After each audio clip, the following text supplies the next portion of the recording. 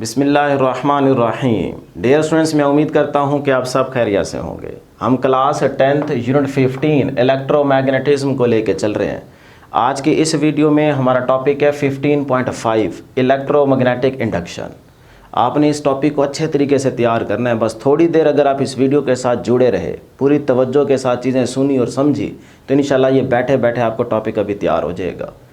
तो फिर स्टार्ट करते हैं, टाइम नहीं आपका वेस्ट करते। बस एक छोटी सी रिक्वेस्ट कि जिन्होंने अभी तक इस चैनल को सब्सक्राइब नहीं किया, काइंडली वो प्यार मोहब्बत दिखाएं, चैनल को ज़रूर सब्सक्राइब कर लें। Thank you ji. स्टार्ट करते हैं इलेक्ट्रोमैग्नेटिक इंडक्शन। डियर स्टूडेंट्स, अगर आप इलेक्ट्रोमैग्नेटिक के वर्ड पे गौर करें ना, तो ये दो अल्फाज का कॉम्बिनेशन है बेसिकली। इसमें पहला वर्ड यूज़ हो रहा है जी इलेक्ट्रो। अब इलेक्ट्रो का क्या मतलब है डियर स्टूडेंट्स? इलेक्ट्रो का मतलब है इलेक्ट्रिसिटी, या आप सिंपल कह सकते हैं करंट।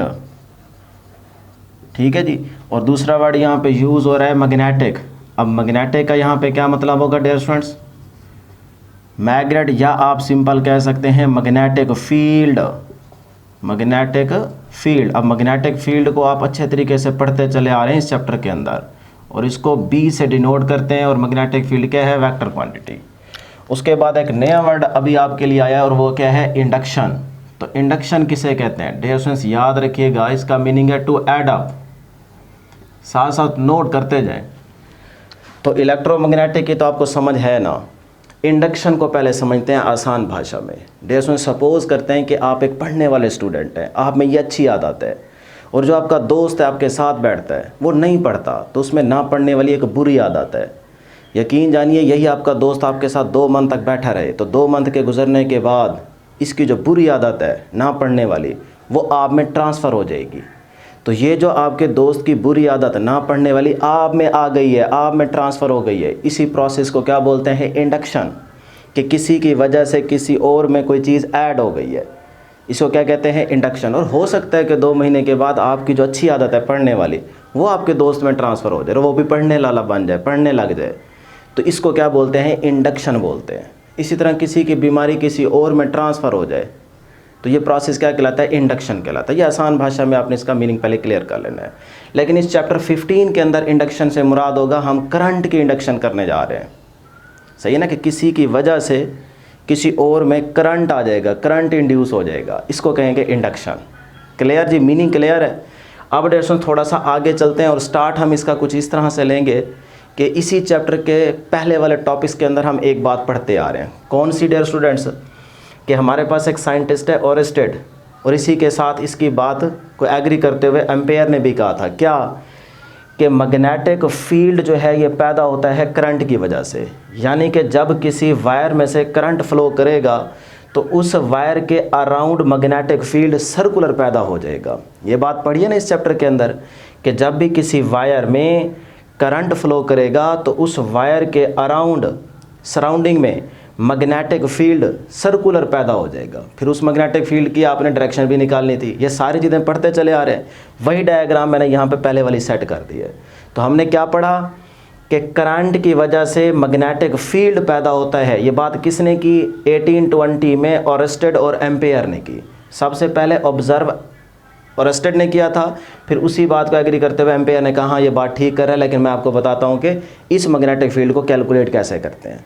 सही है जी। तो पहला ये आपका इंपॉर्टेंट MCQ बन गया कि करंट की वजह से मैग्नेटिक फील्ड प्रोड्यूस होता है। करंट की वजह से मैग्नेटिक फील्ड प्रोड्यूस होता है, मतलब इसकी वजह से ये चीज़ पैदा होती है। ये तो आप इस चैप्टर के स्टार्ट वाले टॉपिक्स में पढ़ के आ रहे हैं। लेकिन आज हमारा ये क्वेश्चन है कि क्या इस मैग्नेटिक फील्ड की वजह से ये करंट भी पैदा हो सकता है? आज हमारा क्वेश्चन ये है।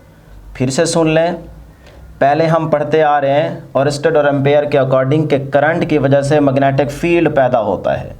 आज हमारा क्वेश्चन क्या है? आज हमारा क्वेश्चन है कि क्या मैग्नेटिक फील्ड की वजह से भी करंट पैदा हो सकता है? ये हमारा क्वेश्चन है। तो फिर आंसर इसका क्या होगा? यस, ये हो सकता है। किसने बताया? ये डियर स्टूडेंट्स आपको बताया इन 1830, या आप कह सकते हैं 1832। अगर MCQ के ऑप्शन में 1830 हो और 1832 भी हो, तो आपने 1830 को सेलेक्ट करना है। अगर 1830 ना हो तो 1832 के ऑप्शन नज़र आए तो आप फिर इसको सेलेक्ट कर सकते हैं, क्योंकि कुछ वेबसाइट पे ये लिखा हुआ है और कुछ बुक के अंदर ये मेंशन किया गया है। तो 1830 में दो साइंटिस्ट हैं हमारे पास, एक का नाम है माइकल फैराडे और दूसरा है जोसेफ हेनरी। सेम टाइम पे ये बैठा था इंग्लैंड में और ये था यूएसए में। सेम टाइम में इन दोनों ने ये बात की कि हाँ जी बिल्कुल मैग्नेटिक फील्ड की वजह से भी करंट पैदा हो सकता है। ये क्या कह रहे थे ओरस्टेड और एम्पेयर कि करंट की वजह से मैग्नेटिक फील्ड पैदा होता है, और आपने देखा इस चैप्टर के अंदर। लेकिन क्वेश्चन क्या था कि क्या इसका रिवर्स प्रोसेस भी हो सकता है, मतलब मैग्नेटिक फील्ड की वजह से करंट पैदा हो सकता है। तो फिर सेम टाइम पे यहाँ बैठे वाले दो scientist Michael Faraday and Joseph Henry ने जवाब दिया कि बिल्कुल जहाँ मैग्नेटिक फील्ड होगा, मैग्नेटिक फील्ड की वजह से करंट भी पैदा हो सकता है। कैसे? उन्होंने कहा जी पहले मैग्नेटिक फील्ड का सेटअप लें, फिर एक वायर या कॉइल लें और उस मैग्नेटिक फील्ड में उसको मूव कराने बैठ जाएं। जैसे ही आप उसको मूव कराएंगे तो आप देखेंगे कि उसमें करंट आ जाएगा। तो मैग्नेटिक फील्ड की वजह से भी करंट आ सकता है। क्लियर जी? ये बात आपने ज़रूर याद रखनी है, यहाँ से एमसीक्यू आते हैं। क्लियर होगी ये बात? अब इसी को थोड़ा सा आगे बढ़ाते हैं। अब है हमारे पास स्ट्रेंथ ऑफ मैग्नेटिक फील्ड, जिसका दूसरा नाम आप कह सकते हैं फ्लक्स। ठीक है, आपकी बुक में ये वर्ड यूज़ नहीं किया गया, लेकिन आप याद रखिएगा, इससे आपके एमसीक्यू क्लियर होते हैं। तो स्ट्रेंथ ऑफ मैग्नेटिक फील्ड क्या है? डियर स्टूडेंट्स, पहले इसकी डेफिनेशन देखें। The number of magnetic field lines of forces passing perpendicularly. ये परपेंडिकुलरली का सिंबल है, यानी कि उल्टा टी, ये परपेंडिकुलर को शो कर रहा है, चाहे आप वर्ड पूरा लिख दें perpendicular. The number of magnetic field lines of forces passing perpendicularly through any surface या cross sectional area is called strength of magnetic field या फ्लक्स। पहले ये डेफिनेशन क्लियर कर लें कि जब number of magnetic field lines या forces किसी क्रॉस सेक्शनल एरिया के थ्रू परपेंडिकुलरली पास करती हैं तो ये आपका स्ट्रेंथ ऑफ मैग्नेटिक फील्ड कहलाता है, मतलब ये फ्लक्स कहलाता है। सपोज करें ये मैग्नेटिक फील्ड लाइंस है, सही है। अब ये जब इस क्रॉस सेक्शनल एरिया, ये आगे सरफेस एरिया है ना, इसके अंदर से परपेंडिकुलरली पास करेंगी, इसको अंदर से चीड़ फाड़ के निकलेंगी, तब ये स्ट्रेंथ ऑफ मैग्नेटिक फील्ड कहलाएगा, यानी कि तब फ्लक्स होगा, strength of magnetic field produce होगी। अगर ये मैग्नेटिक फील्ड लाइंस इस सरफेस एरिया या क्रॉस सेक्शनल एरिया के ऊपर से ऐसे निकल जाती हैं, इसके अंदर से पास नहीं करती, तो फिर strength of magnetic field zero होगी, फिर फ्लक्स ज़ीरो होगा। बात समझ आ रही है ना? डेफिनेशन क्लियर कर रहा हूँ। तो इसका मतलब number of magnetic field lines ये इस सरफेस एरिया में से परपेंडिकुलरली पास करें, इसके अंदर से इसको चीड़ फाड़ के निकल जाए, तब वहाँ स्ट्रेंथ ऑफ मैग्नेटिक फील्ड होती है, मतलब फ्लक्स होता है। ये है डेफिनेशन। अब इसको थोड़ा सा एमसीक्यूज़ के पॉइंट ऑफ व्यू से क्लियर करेंगे। आपकी बुक यहाँ पे दो डायग्राम डिस्कस करती है। नंबर 1 कि जब आपके पास सरफेस क्या होगी, परपेंडिकुलर, ये सरफेस परपेंडिकुलर रखी गई है। अब इस परपेंडिकुलर सरफेस में से जब नंबर ऑफ फील्ड लाइंस पास करेंगी तो स्ट्रेंथ ऑफ मैग्नेटिक फील्ड क्या होगी, मैक्सिमम होगी, मिनिमम होगी, ज़ीरो होगी, नॉन ऑफ दीज, इस तरह की ऑप्शंस बन के आएंगी एमसीक्यूज़ में।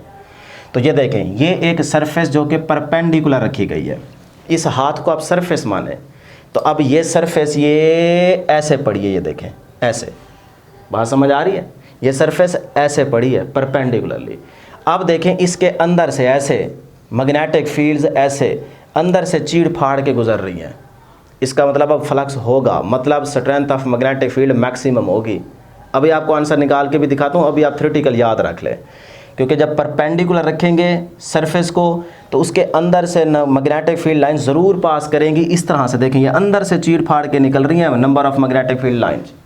तो यहाँ पे फिर स्ट्रेंथ ऑफ मैग्नेटिक फील्ड क्या होगी, मैक्सिमम होगी। क्या होगी डियर स्टूडेंट्स, मैक्सिमम होगी। बस आपकी बुक इस तरह से मेंशन कर रही है, लेकिन मैं आपको इसका मैथमेटिकल प्रूफ भी करवा देता हूँ। थोड़ा सा एक्स्ट्रा है, आपकी बुक में वो चीज़ें नहीं हैं, लेकिन आप मैथमेटिकली इसका प्रूफ कर लें ताकि आपको समझ आ जाए कि मैक्सिमम से कैसे मुराद है। देखो मैंने इसका दूसरा नाम रखा है फ्लक्स, तो इसी मैग्नेटिक फील्ड स्ट्रेंथ को फ्लक्स का नाम दे रहे हैं, और इसका फार्मूला होता है, इसको नोट कर लीजिएगा साइड पे, ठीक है ना, इससे आपको याद रखना आसान हो जाएगा। सॉरी, इस पर लिखे मैग्नेटिक फ्लक्स, उसको 5B से डिनोट करते हैं। ये फ्लक्स का सिंबल है, ठीक है, ऐसे ज़ीरो डाल के ना उसके अंदर ऐसे लाइन डाला कर दें और साथ में लिख दें बी से magnetic flux is equal to होता है B.A। अब ये बन जाएगा डॉट को ख़त्म करके BA cos ऑफ थीटा। बस इसको रट्टा मार लें, नहीं भी करेंगे नंबर पूरे मिल जाएंगे। बता दिए ना कि जब परपेंडिकुलर सरफेस रखी हो तो strength of magnetic field maximum होती है, बस ये याद कर लें। कुछ बच्चे अगर इसको एक्स्ट्रा करना चाहते हैं, याद रखना चाहते हैं, तो वो इसका प्रूफ देख लें कि ये मैक्सिमम कैसे होता है। तो ये आ गया बी ए कोस इनटू, अब देखते हैं थीटा।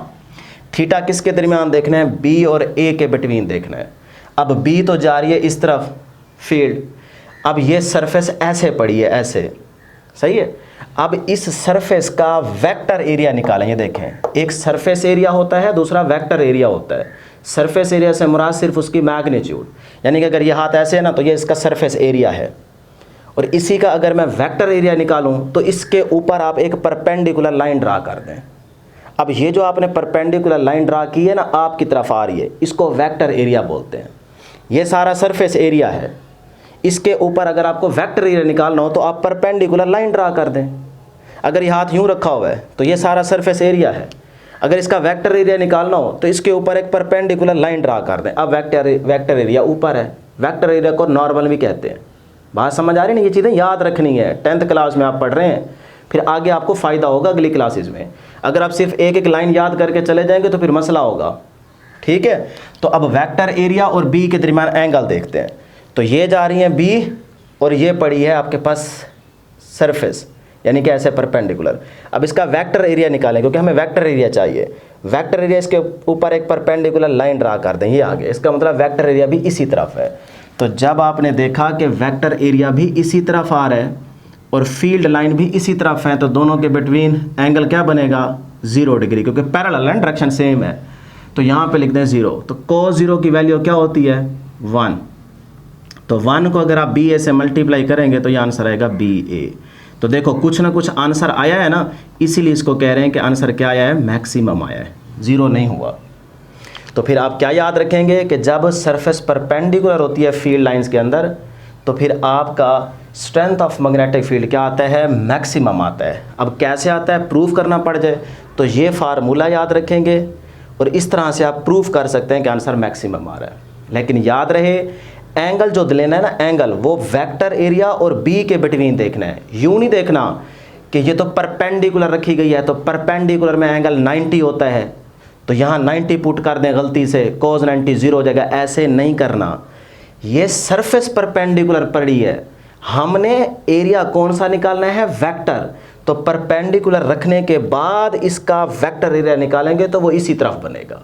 बात जहन में बिठानी है, सही है। भूल जाए तो इसको बाद में बार बार सुन लेंगे तो आपको याद हो जाएगा।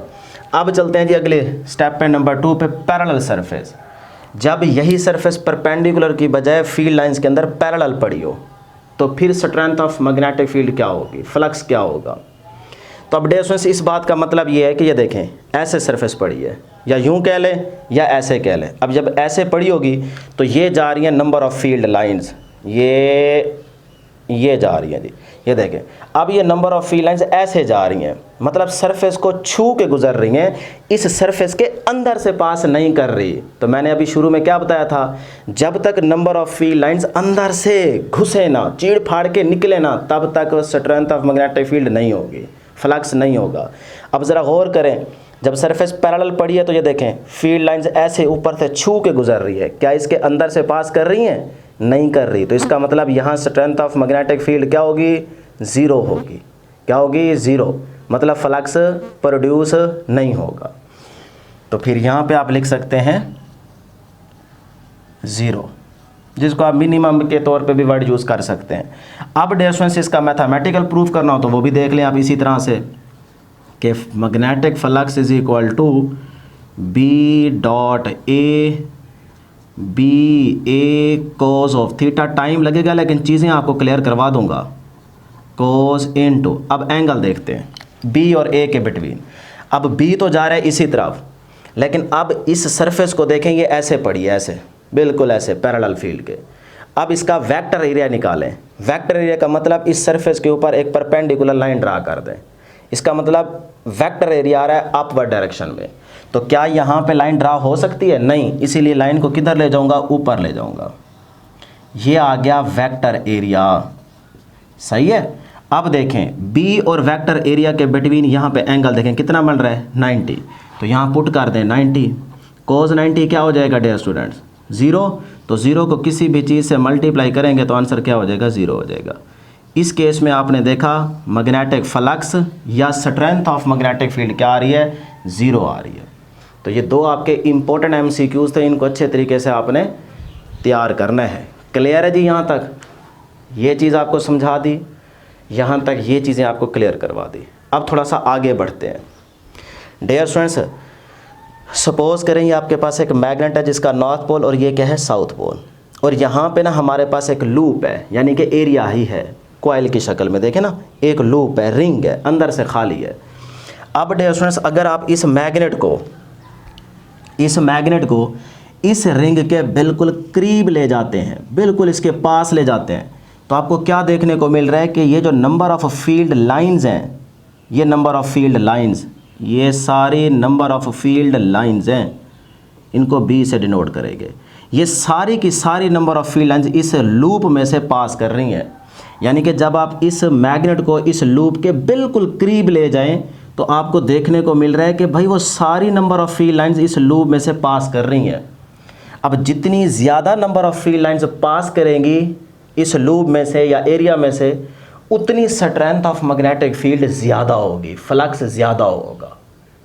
तो यहाँ पे क्या होगा? इसका मतलब जब आप लूप के करीब लेके जाएंगे तो स्ट्रेंथ बढ़ जाएगी, स्ट्रेंथ ऑफ मैग्नेटिक फील्ड बढ़ जाएगी। ये भी MCQ बन सकता है। और जब आप इसी लूप से इस मैग्नेट को दूर लेके आएंगे, पीछे लेके आएँ, तो जितना पीछे लेके आएंगे ये लूप इधर ही रहेगा। तो वो मैंने इस पे आपको समझाने की कोशिश की है कि जब ये पीछे आएगा तो नंबर ऑफ़ फील्ड लाइंस देखें कम होती जाएंगी। तो इसी लूप में से ये मैग्नेट इस लूप से क्या है? दूर है, मतलब ये अब पीछे आ गया है। तो ये लूप यहाँ पे कंसीडर कर लें। तो अब देखें जैसे ही लूप से मैग्नेट दूर गया तो अब देखें इस लूप में से नंबर ऑफ़ फील्ड लाइंस कम पास कर रही है। एक इधर जा रही है, एक इधर जा रही है। यहाँ सारी पास कर रही थी क्योंकि आप करीब लेके आ गए थे मैग्नेट को। अब आप देखें इस लूप से ये मैग्नेट दूर चला गया है तो फील्ड लाइंस इस लूप में से कम गुजर रही हैं। तो फिर स्ट्रेंथ ऑफ मैग्नेटिक फील्ड यहाँ पे क्या होगी? कम होगी। बस यही आपने याद रखना था। अब थोड़ा सा और गौर करना है। जब आप करीब लेके गए, जब आप दूर लेके गए, तो क्या हो रहा है? नंबर ऑफ़ फील्ड लाइन जो इसमें से पास कर रही हैं वो चेंज हो रही हैं, चेंज। यहाँ ज़्यादा पास कर रही हैं, यहाँ कम पास कर रही हैं। तो नंबर ऑफ़ फील्ड लाइंस क्या हो रही हैं? चेंज। यही changing of number of field lines passing through any cross sectional area produce करता है EMF। तो आपको यहाँ पे EMF की डेफिनेशन मिल गई। तो अब क्या लिखेंगे कि दिस चेंजिंग, करीब लेके जाते हैं तो ज़्यादा पास करती हैं, दूर लेके जाते हैं तो कम पास करती हैं। तो मैग्नेटिक फील्ड लाइंस क्या हो रही हैं? चेंज हो रही हैं। This changing magnetic field lines passing through coil, इसको कॉइल बोल लें या एरिया बोल लें, field lines passing through coil produces EMF। यानी कि जो number of magnetic field line change हो रही हैं तो यही changing number of magnetic field lines जो इस कॉइल में से, लूप में से पास कर रही हैं, ये प्रोड्यूस करती हैं EMF। EMF का मतलब इलेक्ट्रोमोटिव फोर्स। आगे आपको डिटेल में पढ़ाएंगे, सही है। और इससे पहले भी आपको चैप्टर में EMF का टॉपिक पढ़ा चुके हैं। तो यहाँ पे बस ये याद रखेंगे। तो EMF की डेफिनेशन मिल गई। अब ये चीज़ तो आपको समझ आ गई, लेकिन यहीं से ना एक छोटा सा MCQ भी बन सकता है। किस तरह से? सपोज़ करें जी ये लूप हमारे पास A है, इसको नाम देता हूँ A का, ये MCQ बनवा रहा हूँ आपको, और इस लूप को हम नाम दे देते हैं B का। ठीक है। अब मैग्नेट यहीं पे है, A लूप यहाँ पे प्लेस किया गया, B लूप यहाँ पे प्लेस किया गया। अब मेरा आपसे क्वेश्चन ये है कि A लूप का फ्लक्स ज़्यादा है या B का? मतलब स्ट्रेंथ ऑफ मैग्नेटिक फील्ड इधर ज़्यादा है A लूप पे या B पे? तो अभी आपको समझाया कि जिसमें से नंबर ऑफ़ फील्ड लाइंस ज़्यादा पास करेंगी तो इसका मतलब A लूप में से फ्लक्स ज़्यादा पास कर रहा है, यहाँ फ्लक्स कम है, मतलब यहाँ स्ट्रेंथ ऑफ मैग्नेटिक फील्ड ज़्यादा है, यहाँ स्ट्रेंथ ऑफ मैग्नेटिक फील्ड क्या है? कम है। तो इस तरह से भी आपसे MCQ पूछा जा सकता है। क्लियर जी? लो जी, ये सारी बातें क्लियर होगी। अब आ जाए एक्टिविटी 15.2। इसी चीज़ का कॉन्सेप्ट क्लियर करने जा रहे हैं हम दोबारा। वैसे इसकी ज़रूरत नहीं थी, यहाँ पे चीज़ें क्लियर हो गई हैं, लेकिन फिर बच्चे कहते हैं सर जी वो चीज़ तो हमें नज़र नहीं है जो बुक में है। तो फिर इधर देख लें, यहाँ पे देखें एक हमारे पास यू शेप मैग्नेट है, north pole south pole, magnetic field lines की डायरेक्शन होती है नॉर्थ टू साउथ, और यहाँ पे हमने वायर्स के थ्रू यहाँ पे गैल्वेनोमीटर कनेक्ट कर रखा है। अब डियर स्टूडेंट्स, अगर आप इसी वायर को यहाँ से पकड़ के इस फील्ड के अंदर, यानी कि ये वायर है और फील्ड लाइन के अंदर ऐसे ऐसे अप एंड डाउन पास करें, ऐसे ऊपर नीचे करें, ऊपर नीचे करें, तो फिर क्या होगा, यहाँ पे डियर स्टूडेंट्स करंट इंड्यूस हो जाएगा, मतलब ईएमएफ इंड्यूस हो जाएगी। क्यों? क्योंकि ऊपर नीचे करने से ये जो वायर है ये नंबर ऑफ फील्ड लाइंस में से पास कर रही है, और जब ऊपर आएगी थोड़ी सी नंबर ऑफ फील्ड लाइंस कम हो जाएंगी, फिर और ऊपर आएगी कम हो जाएंगी, फिर और ऊपर आएगी कम हो जाएंगी। तो इस तरह से यहाँ पे क्या आ रहा है, फ्लक्स में चेंज आ रहा है, जिसकी वजह से यहाँ पे इंड्यूस्ड ईएमएफ पैदा हो जाएगी। तो इंड्यूस्ड ईएमएफ पैदा हो जाएगी तो वहाँ इंड्यूस करंट आ जाएगा, जिसकी वजह से गैल्वेनोमीटर डिफ्लेक्शन शो करेगा। तो फिर आपने बात कैसे याद रखनी है, आपने सिर्फ इतना याद रखना है कि ये जो वायर है ये इस फील्ड लाइन में से पास कर रही है। जब आप इसको नीचे लेके आएंगे तो गैल्वेनोमीटर डिफ्लेक्शन शो करेगा राइट साइड पे। ये देख रहे हैं नीडल राइट साइड पे चली गई है, इसका मतलब करंट यहाँ पे आ गया है। और जब आप इसी वायर को जो पकड़ी हुई है आपने, इसको ऊपर करेंगे, ऊपर लेके जाएंगे, तो फिर यही नीडल क्या आ जाएगी, लेफ्ट साइड पे आ जाएगी। तो वो मैंने यहाँ पे शो कर दी है। अब अगर एक लम्हे के लिए ये सोच लें कि यही वायर आपने सिर्फ ऊपर स्टेशनरी हालत में रखी हुई है, तो फिर इसका मतलब गैल्वेनोमीटर डिफ्लेक्शन शो नहीं करेगा। या फिर आप दूसरा केस ये ले लें कि यही जो वायर जिसको आपने पकड़ा हुआ है उसको अब इस फील्ड में ऐसे ऐसे अप एंड डाउन ना करें, बल्कि इसी फील्ड लाइन के ऊपर इसको सिर्फ ऐसे मूव कराएं, पैरेलल, ऐसे ऐसे। अब मैग्नेट तो यहाँ पड़ा है, फील्ड लाइन तो यहाँ है सारी, देखें, लेकिन आप ऐसे मूव करवा रहे हैं, मतलब ये वायर उस फील्ड लाइन को क्रॉस नहीं कर रही, उसके अंदर से पास नहीं कर रही, ऊपर ऊपर ऐसे ऐसे कर रहे हैं आप। तो क्या यहाँ पे फिर करंट होगा? नहीं होगा। तो फिर इसीलिए देखें गैल्वेनोमीटर डिफ्लेक्शन शो कर रहा है 0, क्योंकि ये वायर इस मैग्नेट के ऊपर आप ऐसे ऐसे मूव करवा रहे हैं, ऐसे ऐसे, तो इसके अंदर से पास ही नहीं करवा रहे, तो इसीलिए गैल्वेनोमीटर डिफ्लेक्शन 0 शो करेगा। तो यहाँ पे ये 4 बातें मैंने आपको बता दी। क्लियर? आसान है, ये कोई ज़रूरी नहीं थी एक्टिविटी, लेकिन आपको समझा दी है। अब डियर स्टूडेंट्स, जो कुछ आपने यहाँ पे याद रखा है ना, वही आप इलेक्ट्रोमैग्नेटिक इंडक्शन की डेफिनेशन में लिख दें। क्या किया है आपने? Changing of magnetic field lines क्या प्रोड्यूस कर रही थी? ईएमएफ। तो जहाँ ईएमएफ पैदा हो जाए वहाँ इंड्यूस्ड करंट पैदा हो जाता है, इसी को कहते हैं इलेक्ट्रोमैग्नेटिक इंडक्शन। देखें, the process of generating an induced current induced हो गया है, तो करंट इंड्यूस जनरेट कर गया, ठीक है। The process of generating an induced current in a circuit में जो करंट इंड्यूस्ड हुआ है बाय चेंजिंग, किसकी वजह से? By changing the number of magnetic field lines passing through it. जब उसमें से changing of number of field lines pass कर रही थी, तब वहाँ पे करंट सर्किट के अंदर इंड्यूस हो गया। इसी को क्या कहते हैं? इलेक्ट्रोमैग्नेटिक इंडक्शन कहते हैं। लो जी, टॉपिक एंड हो गया। आसान थी डेफिनेशन। अब एक और छोटी सी एक्टिविटी है 15.3, इसकी भी ज़रूरत नहीं थी, इसकी भी जहाँ पे ज़रूरत नहीं थी, लेकिन फिर भी ये वही वाली डायग्राम है, सिर्फ थोड़ा सा फ़र्क है कि यहाँ एक लूप था, यहाँ सोलेनाइड बना दिए, मैनी लूप्स बना दिए। सही है, वायर को ऐसे माउंट अप करें तो सोलेनाइड बन जाएगा। तो अब इसमें से वही चीज़ दोबारा चेक करनी है कि करंट इंड्यूस हुआ है कि नहीं हुआ। यहाँ पे भी देखें, जब आप वायर को ऊपर नीचे कर रहे थे तो करंट इंड्यूस हुआ था, गैल्वेनोमीटर डिफ्लेक्शन शो कर रहा था, समझ गए कि भाई करंट आ गया। यही चीज़ दोबारा यहाँ पे दिखाने की कोशिश कर रहे हैं। सिर्फ यहाँ पे क्या है, सोलेनाइड की एग्जांपल है। तो ये सोलेनाइड कॉइल, उसको आपने गैल्वेनोमीटर के साथ कनेक्ट कर दिया, और ये है आपके पास मैग्नेट जिसका नॉर्थ पोल और ये क्या है, साउथ पोल। नॉर्थ से फील्ड निकलता है और साउथ में इन होता है। अब आप इस मैग्नेट को इस सोलेनाइड कॉइल के जब करीब लेके जाएंगे, ये देखें ना एरो की डायरेक्शन, इसका मतलब हम करीब लेके जा रहे हैं टूवर्ड्स दी सोलेनाइड कॉइल। तो जब आप इसको करीब लेके जाएंगे तो नंबर ऑफ फील्ड लाइंस सारी की सारी देखें इस कॉइल में से पास कर रही हैं। तो जैसे जैसे आप करीब जाएंगे वैसे वैसे नंबर ऑफ फील्ड लाइंस ज़्यादा पास करती जाएंगी। तो इसका मतलब वो changing of magnetic field lines पैदा हो रही हैं। तो इसका मतलब वो जो नंबर ऑफ फील्ड लाइंस है वो चेंज हो रही हैं। देखें ना, पहले मैग्नेट यहाँ था, जैसे जैसे आप करीब जाएंगे तो वो फील्ड लाइंस इस कॉइल में से ज़्यादा गुजरती जाएंगी, ज़्यादा गुजरती जा रही है। तो क्या हो रही हैं, फील्ड लाइंस चेंज हो रही हैं। इसका मतलब फिर ईएमएफ तो पैदा होगी। क्या लिखा हुआ है, changing of magnetic field lines passing through it produces EMF। तो इसका मतलब फिर यहाँ पे भी वही चीज़ नज़र आ रही है ना कि नंबर ऑफ फील्ड लाइंस क्या हो रही हैं, चेंज, जैसे जैसे करीब आएंगे तो फिर यहाँ पे EMF पैदा हो जाएगी, और जहाँ EMF पैदा हो जाए वहाँ हर हाल में इंड्यूस्ड करंट भी प्रोड्यूस हो जाता है, वहाँ पे करंट भी पैदा हो जाता है। कौन सा? इंड्यूस्ड, जो किसी की वजह से पैदा हुआ है उसको इंड्यूस्ड बोलते हैं, ठीक है ना। तो फिर जैसे ही यहाँ पे इंड्यूस करंट आया तो गैल्वेनोमीटर डिफ्लेक्शन शो करेगा, हम समझ जाएंगे कि भाई करंट इंड्यूस हो गया है। तो अब देखें इसकी नीडल क्या है, राइट साइड पे है, जीरो पे नहीं है। अब आप इसी मैग्नेट को दूर लेके जाएं पीछे, जब आप दूर लेके आएंगे तब भी वही चीज़ नज़र आएगी कि भाई आप पीछे लेके आएंगे तो नंबर ऑफ फील्ड लाइंस अब कम होती जाएंगी जो इसमें से पास कर रही होंगी, तो अभी भी फील्ड लाइंस क्या हो रही हैं, चेंज। तो फिर से इंड्यूस्ड EMF पैदा हो जाएगी, और जहाँ इंड्यूस्ड EMF पैदा हो जाए वहाँ इंड्यूस्ड करंट पैदा हो जाता है। फिर से गैल्वेनोमीटर डिफ्लेक्शन शो करेगा, लेकिन अब ये डिफ्लेक्शन शो करेगा राइट साइड पे। अब हमें कैसे पता चला कि राइट साइड पे जाएगा, इसकी डायरेक्शन निकालनी पड़ेगी। तो ये आने वाले टॉपिक में हम पढ़ेंगे कि डायरेक्शन कैसे निकालते हैं, क्लियर। अभी फ़िलहाल इतनी बात याद रखनी है। तो सेम चीज़ें हैं, सेम एक्टिविटी है, सिर्फ फ़र्क यह है कि वहाँ पे आपने यू शेप मैग्नेट लिया था, यहाँ पे आपने कॉइल ले रखी है। वहाँ पे तार को ऊपर नीचे कर रहे थे, यहाँ पे आप मैग्नेट को आगे पीछे करवा रहे हैं।